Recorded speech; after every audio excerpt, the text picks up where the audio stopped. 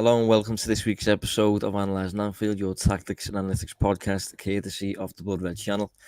I'm Josh Williams and I'm joined by Mo Stewart. Mo, you have experienced a win on this podcast, mate. You are not the bad luck charm that we thought.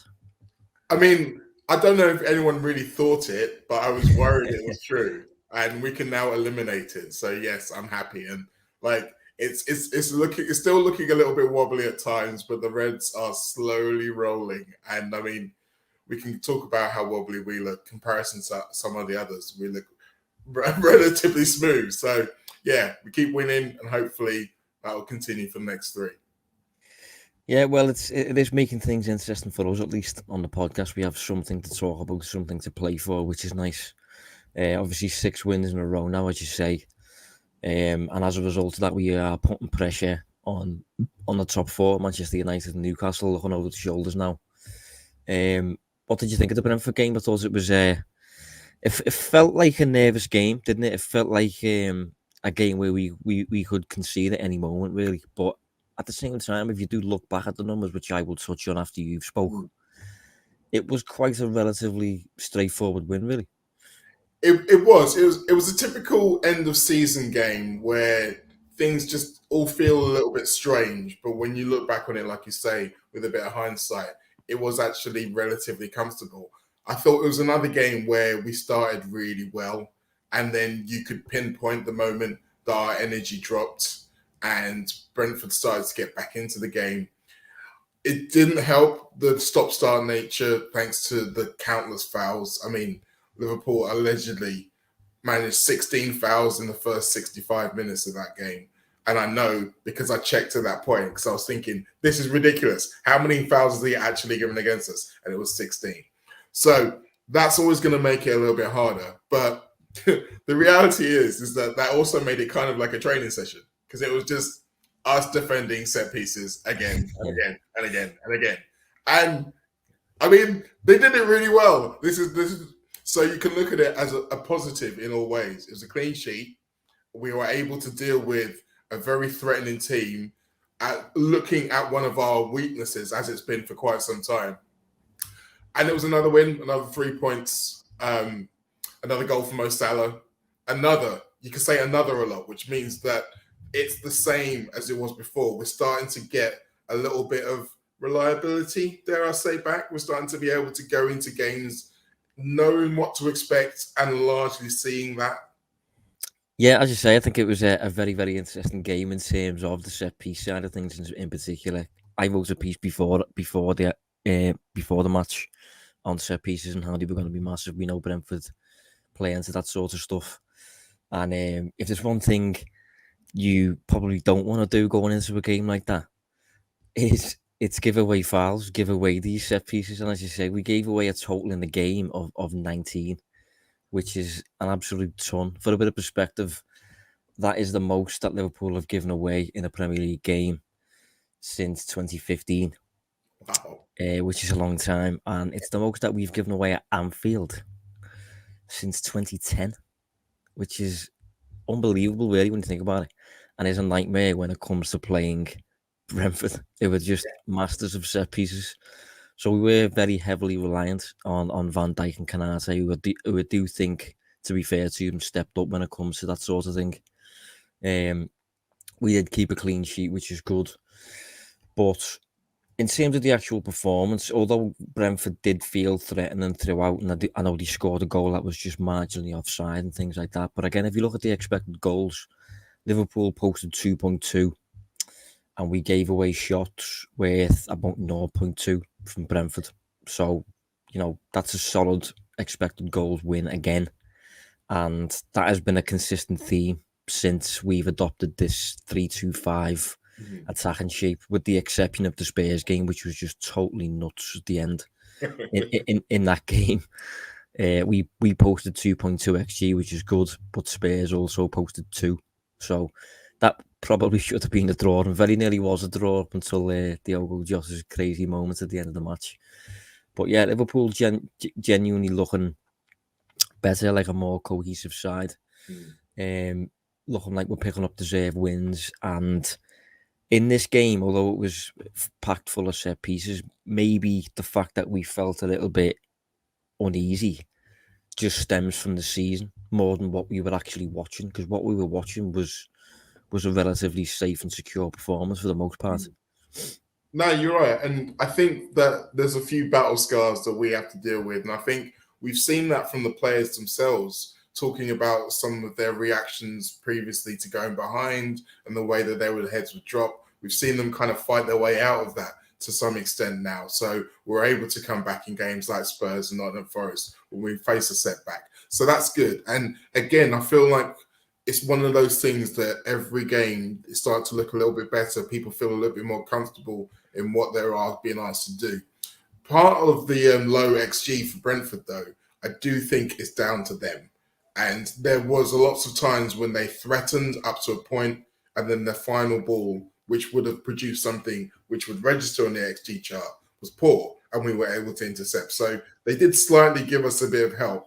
But I do think it was because our structure was better, and so they were having to work harder to try and generate chances. It wasn't just a case of them waiting for us to do something stupid, as it had been previously in the season. So again, you can look at it and say it is a step forward, but in the moment, and particularly when you look at something like, if you're only watching it on Match of the Day, for example, or highlights, where they're going to accentuate that one chance that they scored that they didn't actually score, it's going to look a little bit more dicey than it was. But I do think from now on, like I say, every win that we get, even in difficult circumstances, it builds a little bit more confidence in them, and hopefully for us watching as well. Yeah, well, one final point I want to make about the game, just in reference to those fouls and things like that, was a stat that Dan Kennett posted after the game. Hell of a stat. So in terms of the number of fouls that Liverpool conceded and the number of fouls Brentford gave away and how that impacted the match and things like that, have you seen how much time the ball was in play for in this game? Yeah, it was something ridiculous, like one of the lowest we've had in a long time, wasn't it? It's possibly the lowest I've ever seen, if I'm honest. So I think generally off the top of my head, you probably see around 55 minutes to an hour of in-play time. And that is why there's some calls for a kind of 60-minute game where their clock stops when the ball's out of play, essentially, because you would work out as getting a bit more football time, essentially. In this game against Brentford, the ball was in play for a total of 39 minutes and 55 seconds, which is less than one half of football. That's unbelievable, mate. Honestly, I have not come across that. I mean, it's not the kind of stat that I regularly look for, if I'm honest, anyway.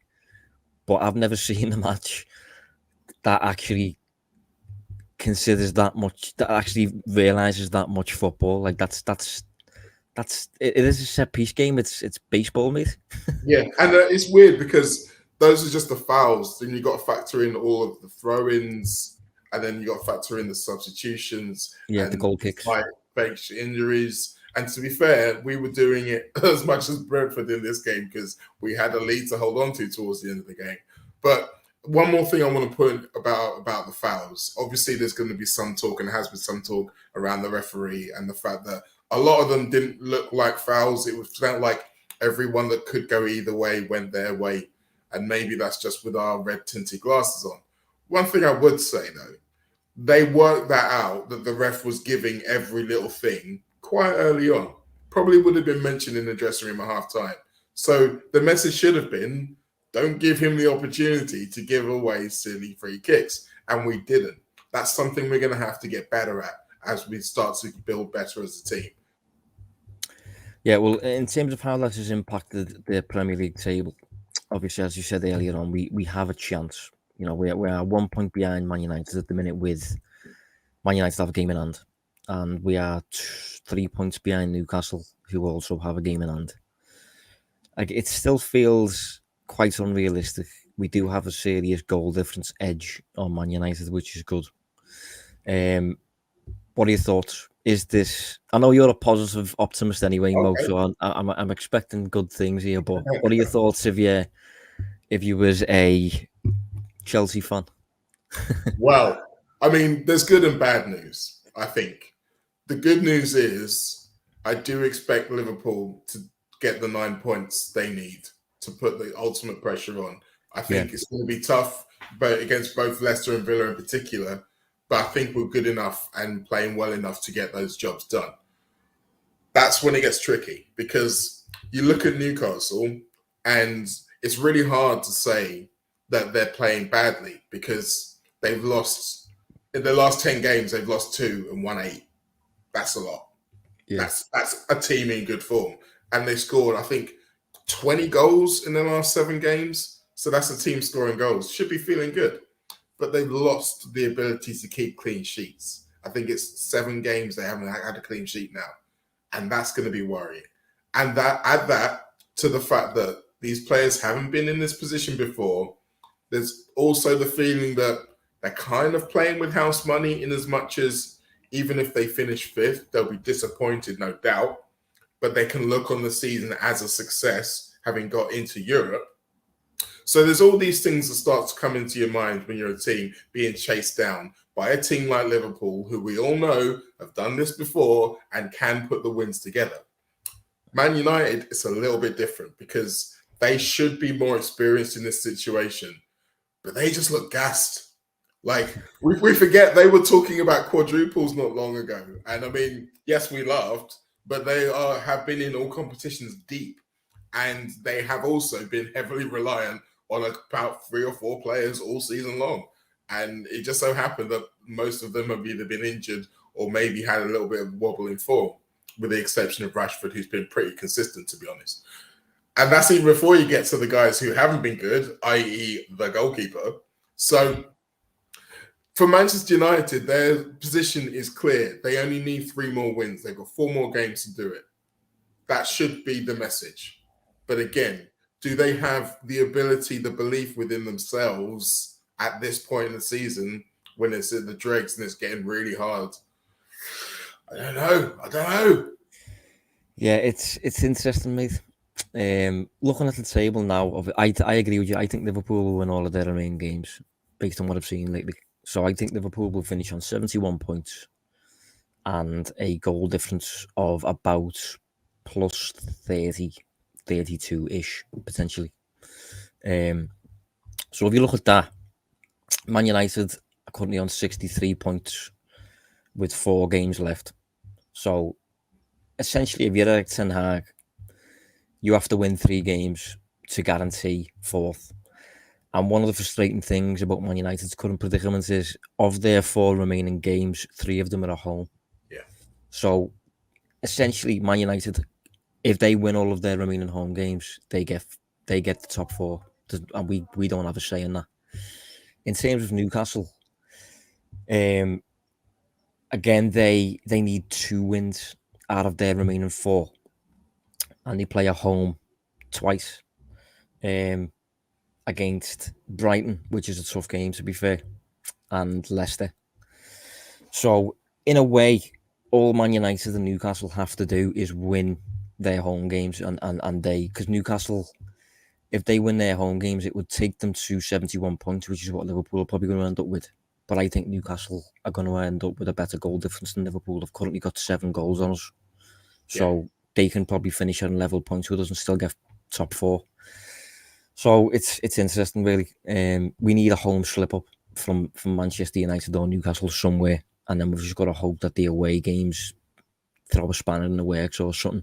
And we've also got to hope that the fact that Liverpool is just there, it is enough to put pressure on the situation in some kind of way. Like I think recently on his podcast, Callum Wilson's talked about it, as in like Liverpool has just come out of nowhere almost, and he had his feet up thinking about Champions League next season. Now it's not so much of a guarantee.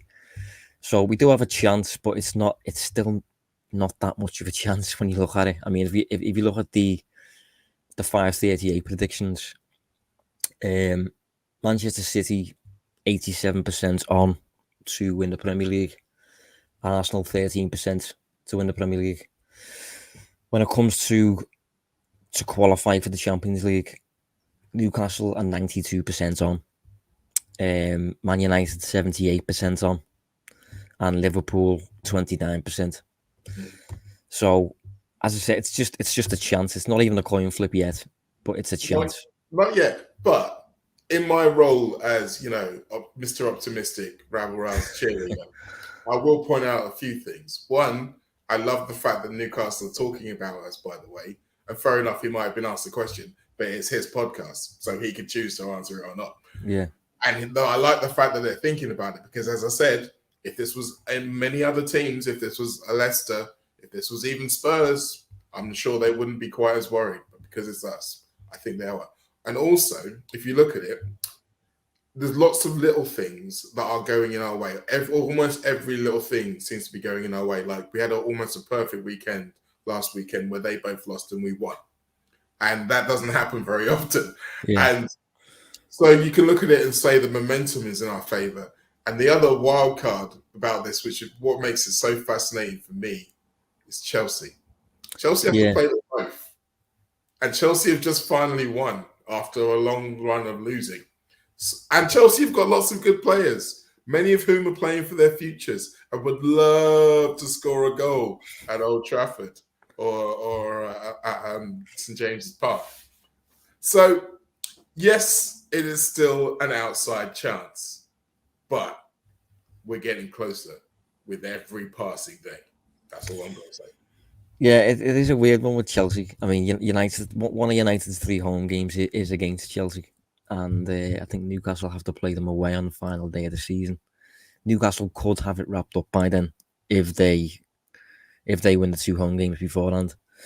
But the thing is with Chelsea is obviously, despite the mess that they're currently in and the position in the Premier League table, they still have a whole host of really, really, really good players. So in terms of individuals, at least, Chelsea can technically compete with anyone, really. But then you've got Frank Lampard at the top of the tree picking these players. Yeah, that is quite level. I'll admit it.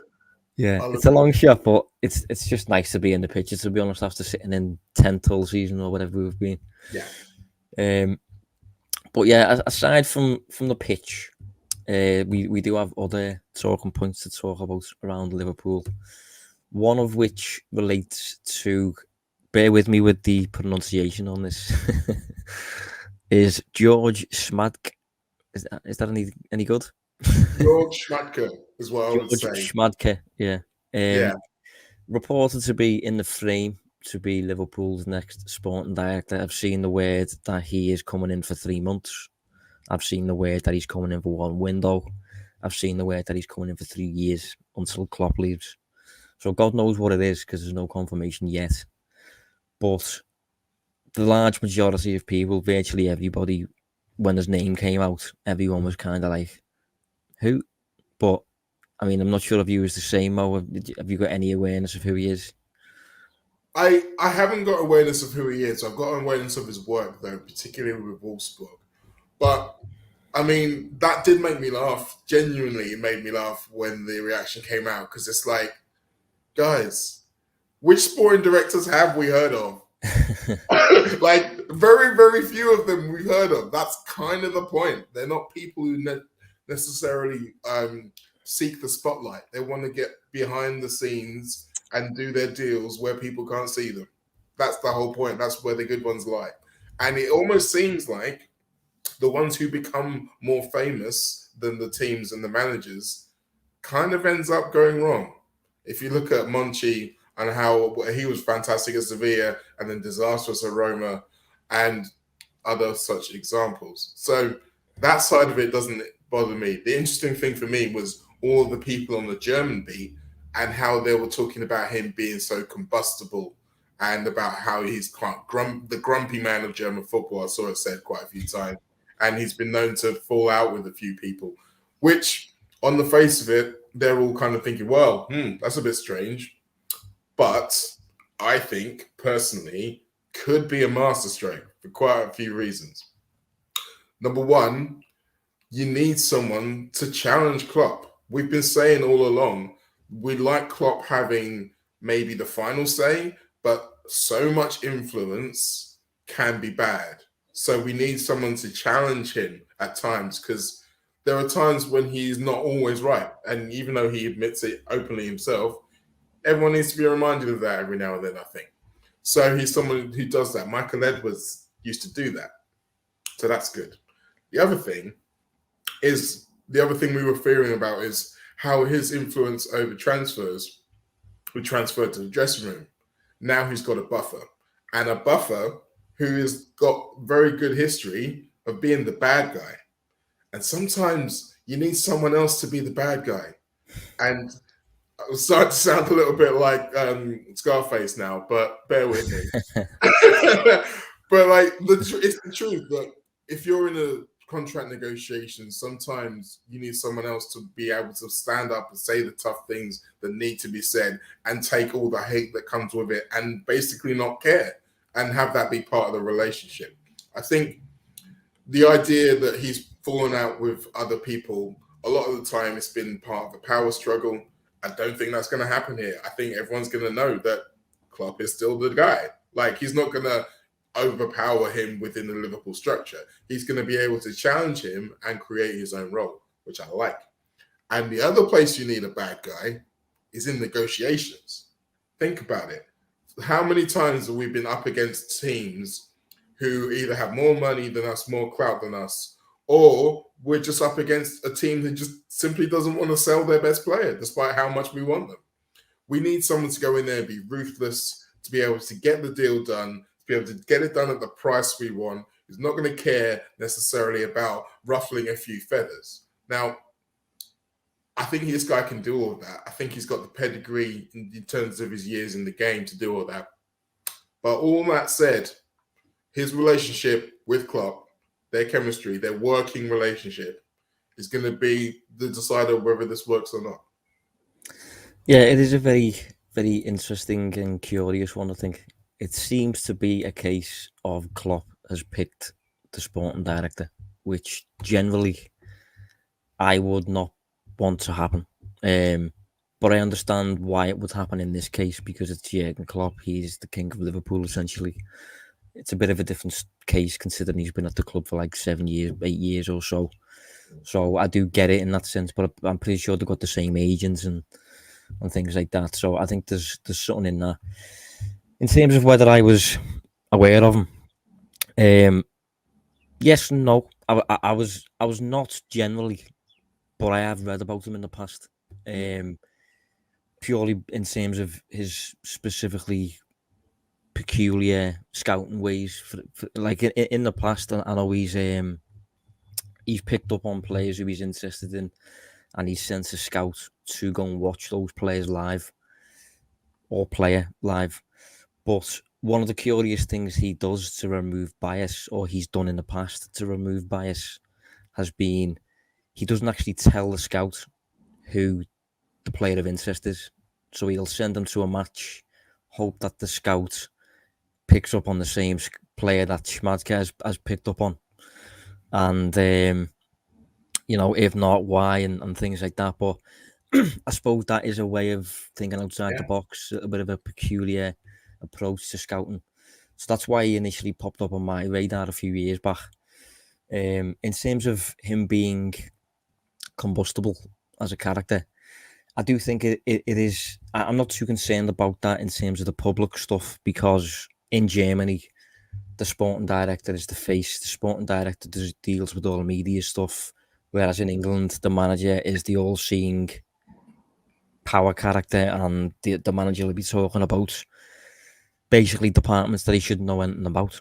And that's not the case in other countries. So I think a lot of Schmadtke's public disputes have came with when he's been basically asked a question about a result or something like that, and he's basically said, like, my coach is not good enough or something like that. Whereas in England, he's just not going to get asked anything. He's going to stay behind the scenes. Well, I wonder about that, because I do think there's a certain element of Klopp not really enjoying having to answer all of those questions, and would actually kind of like it if someone else has came in and put in front of a microphone every now and then.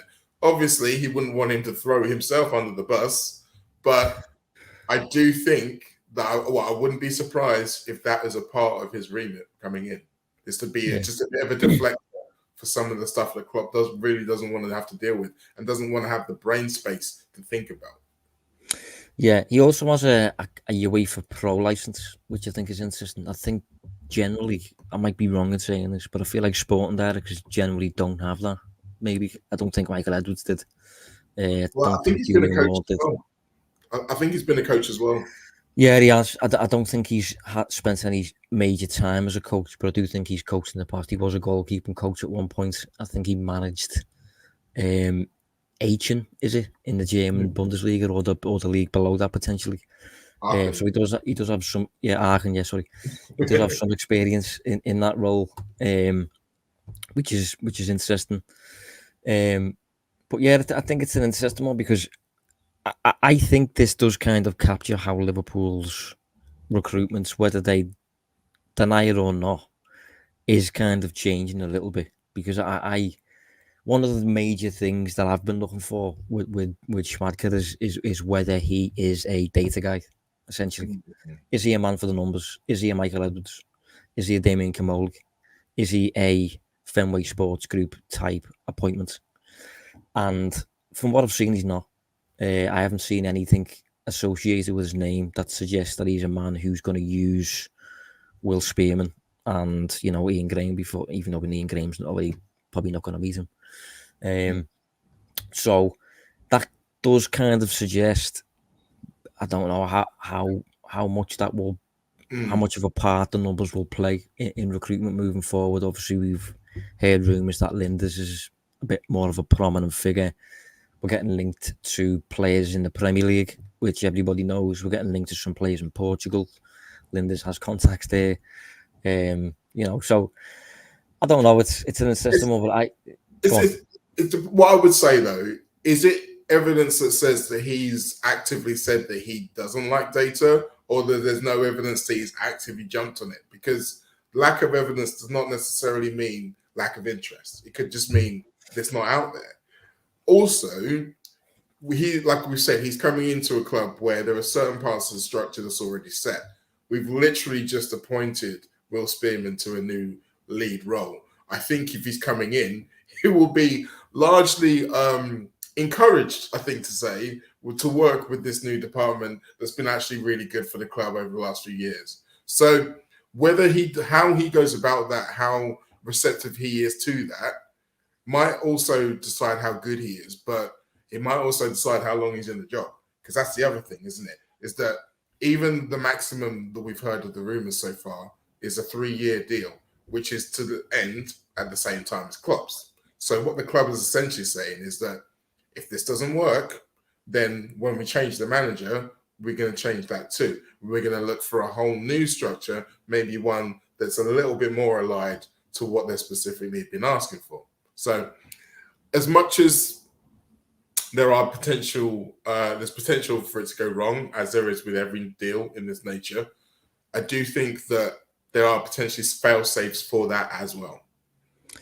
Yeah, well, I'm curious whether he would actually come in as a sporting director in the mould of what Edwards did, for example, in terms of overseeing so many different departments. I'm wondering if the idea is for him to just come in and essentially do the transfer stuff and the negotiation stuff, dealing with agents and things like that. Klopp's never been particularly keen on that sort of thing, and obviously with Julian Ward leaving, that would be Klopp's responsibility, which is not ideal because he's already spinning so many plates.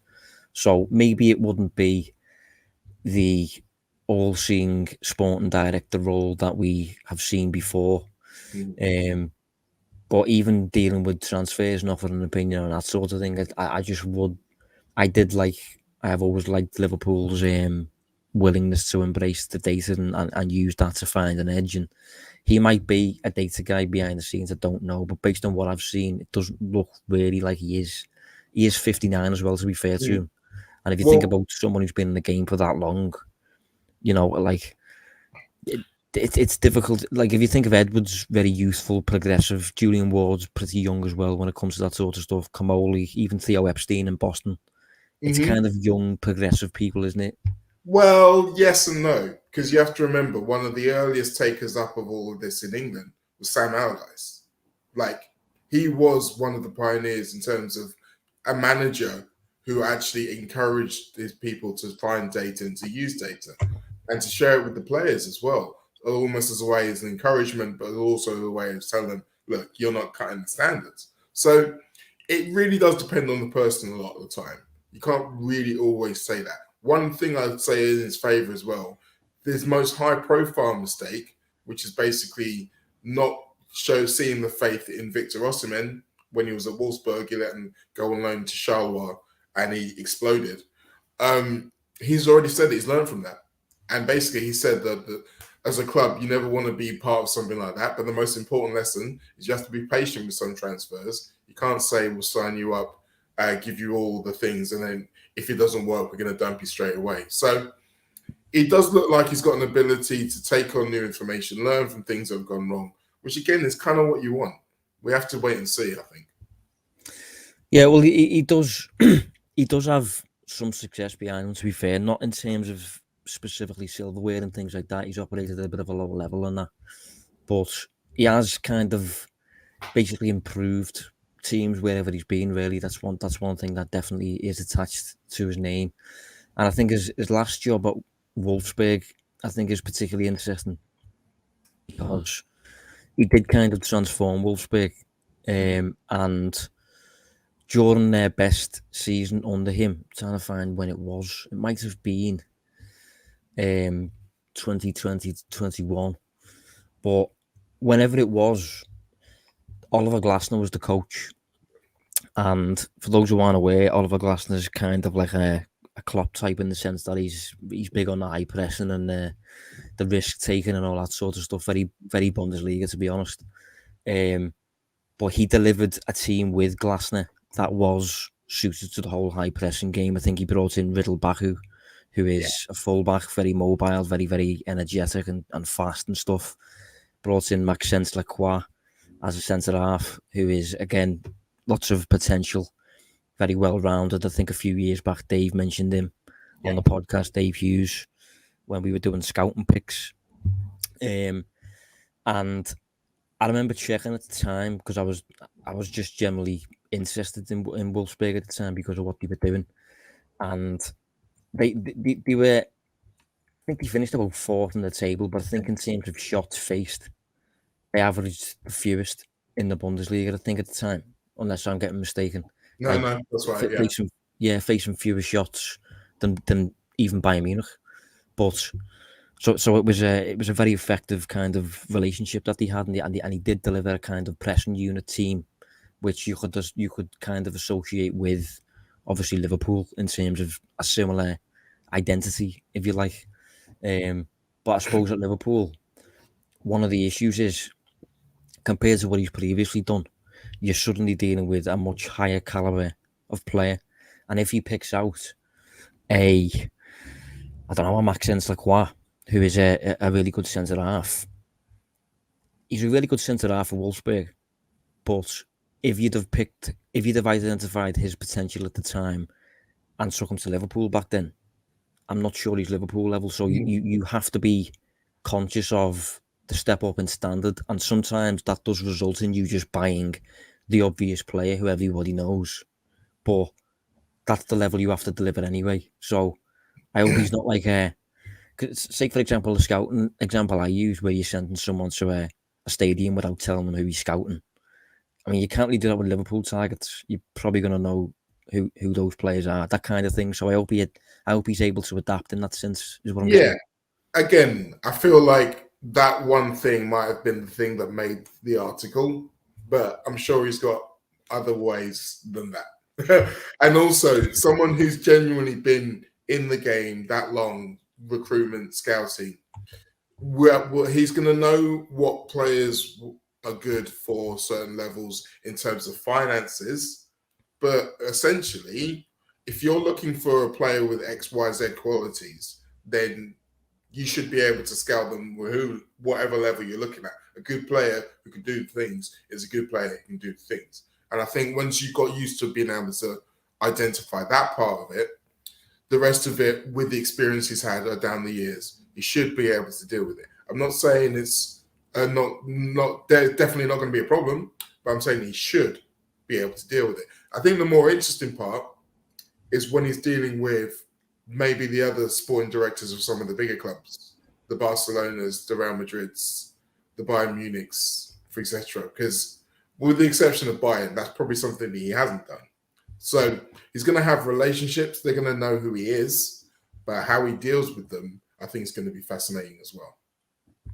Yeah, it's definitely one to keep an eye on. It's an interesting talking point, definitely, and it's hard to really offer an opinion on what you overly think of it because we know so little about him. What I do think is, I do trust Klopp to make the right decision, but I also think, obviously, people being challenged at the top of the organisation is healthy, and I hope that this kind of thing fosters that within reason.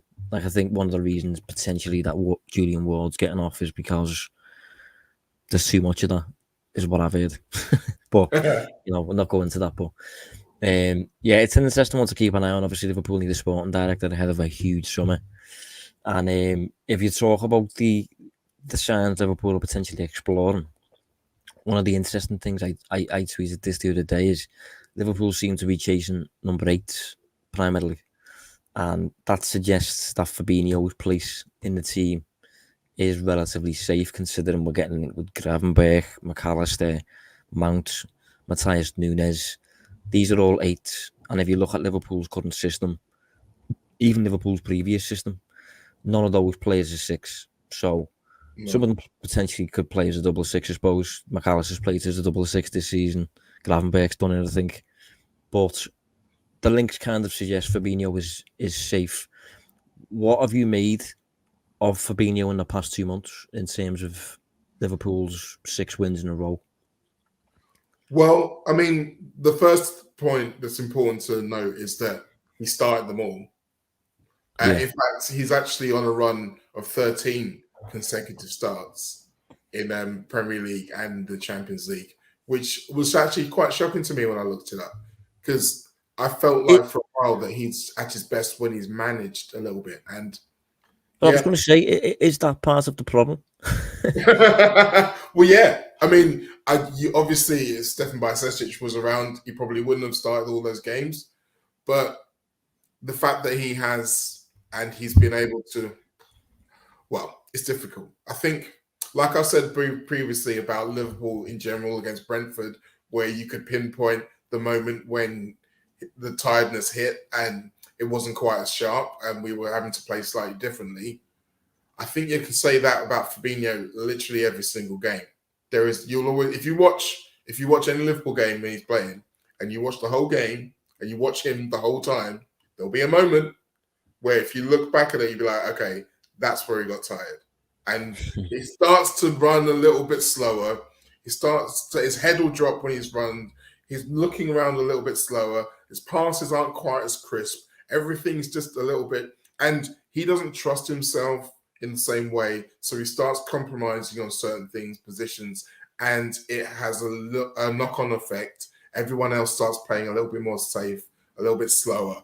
And so then the opponents start to maybe get a little bit more attack and a bit more threat than they had previously, which we've seen a lot towards the end of games.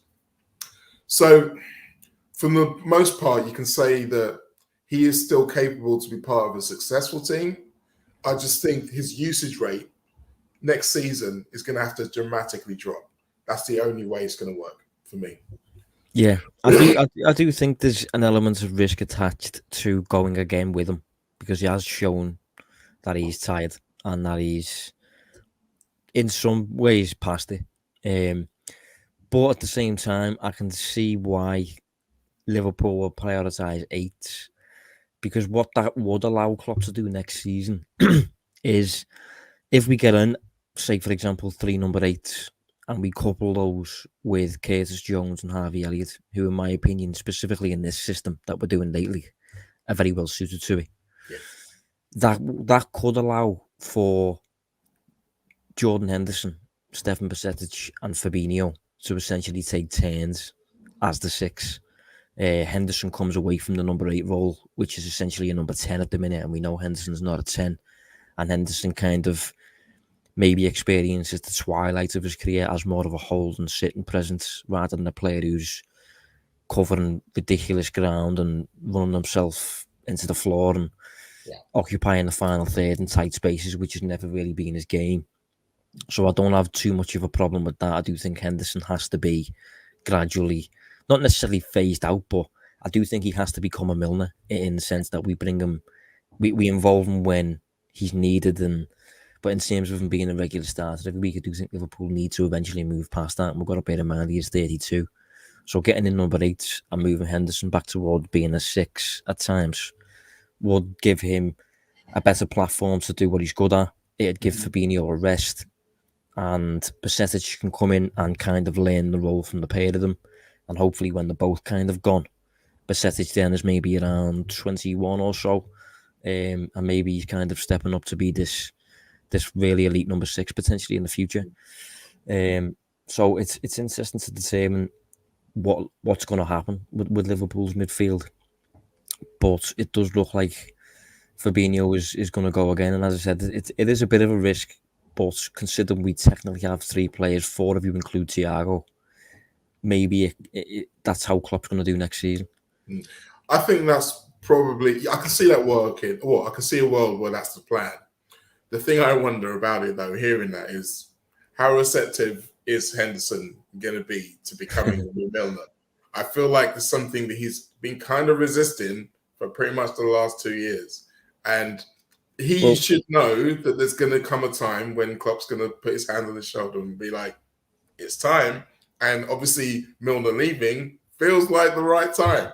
But Henderson is nothing if not proud and determined and to prove people wrong, much like Milner was.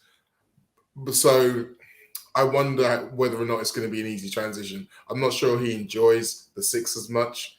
And if you look at his games recently, when he's been at his best, it is when he's still harrying midfielders and winning the ball back. And I don't know whether or not that's going to be quite the remit if he's purely the 6. It might just be more of a shuttling, positioning, and maybe just finding the right pass at the right time kind of role, which I don't know. Maybe he will be able to make it his own. Who knows? Maybe he'll just know that that's the only way he gets to stay in the team.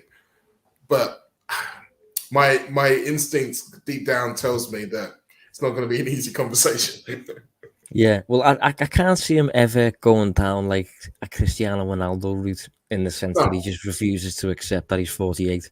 But but he is going to be 33 at the start of next season.